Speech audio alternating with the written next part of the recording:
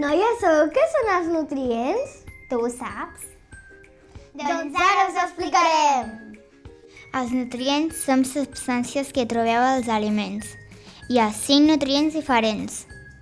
Els greixos i els hidrats de carboni ens donen energia. Són la nostra gasolina. Les vitamines i els minerals ens ajuden a estar sans. I les proteïnes formen estructures. Són els nostres maons. En els supermercats o mercats podeu trobar molts tipus d'aliments. Gairebé tots tenen una etiqueta. En aquesta trobareu la quantitat de nutrients que té un aliment. Sabeu què és la piràmide dels aliments? Ens ajuda a organitzar els aliments segons el seu consum. A la base trobareu allò que heu de menjar diverses vegades al dia, les fruites i les verdures.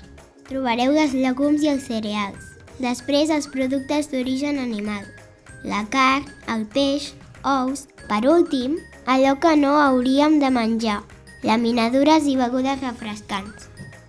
En els menjadors escolars podeu comprovar que els menús es segueixen les indicacions de la piràmide. Aquí us deixem uns consells per a una alimentació saludable. Hem de fer 5 àpats: esmorzar, mig matí, dinar, berenar i sopar. Al dia hem de menjar 3 fruites. Hem de menjar 2 racions de verdures, al dinar i al sopar. 2 o 3 racions de làctic. S'ha de menjar cereals a cada àpat. Al dinar i al sopar hem de seguir el nutriplat.